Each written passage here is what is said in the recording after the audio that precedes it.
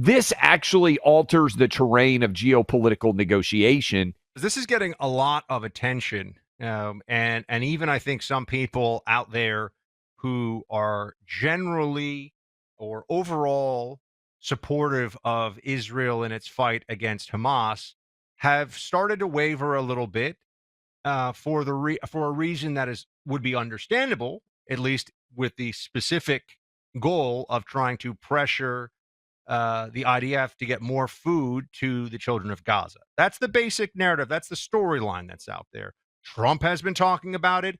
Others have been talking about it. In fact, here we can get President Trump on Gaza. This is cut 10. This is the latest thing that he had to say about it. Play it. I think everybody, unless they're pretty cold-hearted or worse than that, nuts.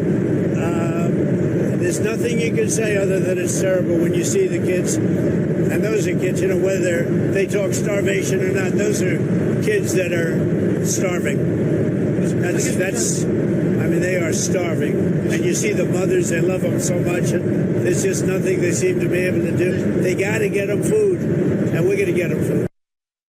Clay, as we have been discussing here on the program, a couple of things. First off, it strikes a lot of us as contrary to what we would think the Israeli government and the IDF would do based on all of their actions up to this point, that they would willfully let children starve if there was a way to prevent that. I don't believe it. And I'm not saying that there aren't civilian casualties that have happened. I'm not saying there is not malnutrition going on inside of Gaza. I'm just saying I don't believe that it's a policy of the IDF or the Israeli government, the Israeli people, to starve out. And you hear this term genocide being used now by people who are very critical of Israel, and even some who aren't always that critical of Israel. I've been looking at this and thinking to myself, hold on a second. What is really going on here? This is very important. What is actually happening in Gaza? First of all, as we know, the narrative is now starting to come out more that it is, in fact, Hamas that is preventing the distribution of food and seizing food that is being provided to Gaza for the civilian population there. That's point one. But point two, Clay, this New York Times story that it was a main story for the New York Times. They had a front page newspaper for those of us old people like me who still read the newspaper. Literally the front page story, the one that they consider the most important to tell to their readers on that day. It was just a few days ago. And there was a story where they had a photo of it was a horrible looking photo in terms of just emotionally devastating. You see a child who is very skeletal, if you will. Looks extremely malnourished in the hands of a woman. And the whole point of the story, based on this photo, and they chose this photo, the whole point of the story is that the children of Gaza are starving to death. Look at this, because it looked like somebody who would be starving to death. Something horrible beyond words, something that no moral person could countenance, could sit by and allow to happen. And so it obviously got a lot of attention all over the world. The problem with the story is that the photo is not an accurate representation of what is going on. Here is the New York Times appending an editor's note to a story about Mohammed Zakaria al-Mutawak, a child in Gaza who's diagnosed with severe malnutrition. After publication, this is from the New York Times PR department. After publication, the Times learned that he had pre-existing health conditions. Please read more below. They give more of this. Clay, this individual has this child. It's still a very sad story. Has cystic fibrosis.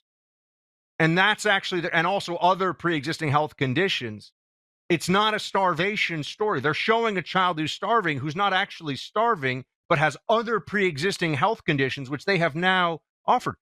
They ran a photo that is effectively a fake in terms of the story, which is what they were telling on the front page of the New York Times to tell everybody that the Israelis are starving the children of Gaza. Yeah, and our friend Carol Markowitz, who's in our podcast network, been on the show a lot, she tweeted this as well. The brother of this individual who is healthy and has evidently no issues, was also cropped out of the picture. And she says, and I think she's right, this should be published on the front page of the paper, the correction, not some side X account. And she said, if you fell for the hoax, it's on you. This is But I very mean, important. yeah. They didn't share the correction on the official New York Times account with millions and millions of followers. They shared it from the PR department's tiny account that nobody is going to see or pay any attention to. And Clay, you already pointed this out too. They had in the same photo, they cropped out a child who looks well-fed and healthy. Which should have raised issues in the mind of any editor that saw this, right? Wait a minute. One kid is healthy and the other one is starving. How often do you think that actually happens in the same family? Never. I mean, I've got multiple kids. I can't imagine a scenario where one of my kids looks healthy and the other one is starving, and I'm saying, well, it's because the whole family is unable to eat. I mean, I think you probably would be trying to feed your family equally there. So it should have raised a lot of issues. And I would say this, Clay, too. Go ahead. No, remember when they got the Jason Blair story? I mean, that's probably been 20 some odd years ago. He was a serial fabricator, but he was a young black reporter, and they were desperate to tell stories of how diverse their new newsroom was. And, yeah. But they put a huge front page story out saying this was all fabricated. We got this wrong. To Carol's point, I would argue this is far more significant because the things that he was making up, by and large, were just kind of like stories about life in West Virginia or whatever it was. And look, you don't want to make that stuff up.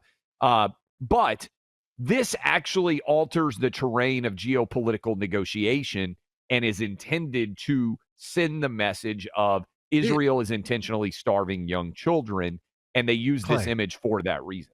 It is wildly inflammatory against Israel and against Jews worldwide.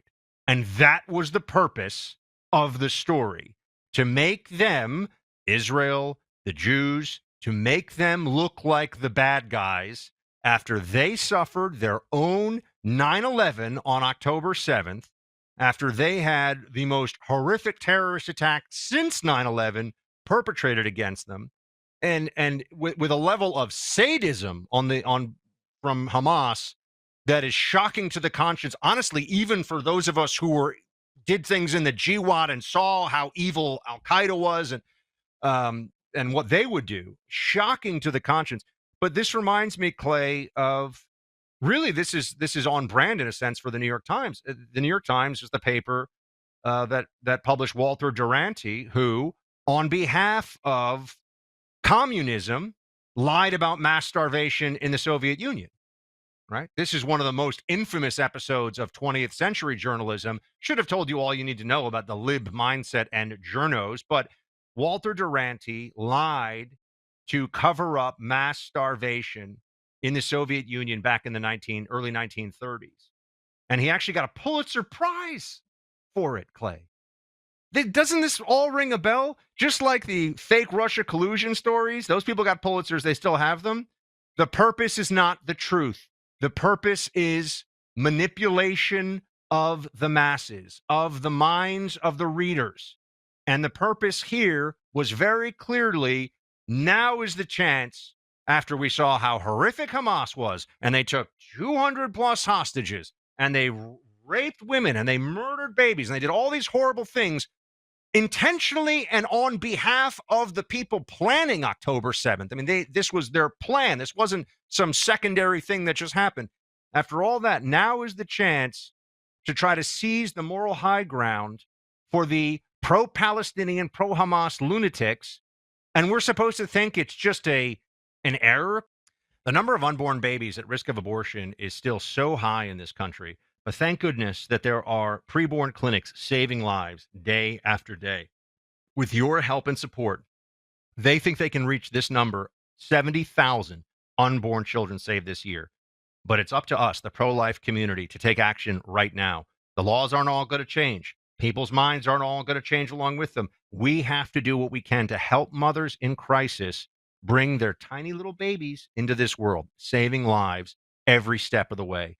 This is what Preborn does, and they accomplish it with a $28 expense per ultrasound, because that ultrasound is the beginning. That's the first thing, day one experience that preborn gives these pregnant women who come in, these mothers to be. They say, let's let you meet your tiny baby with an ultrasound, and then we'll talk about options. This is saving so many lives. They need your support. $28 would provide for an ultrasound. $28 a month would be 12 ultrasounds over the course of a year.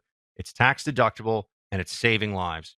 Please, to donate securely, dial pound 250 and say the keyword baby. That's pound 250, say baby, or visit preborn.com/buck. That's preborn.com/BUCK.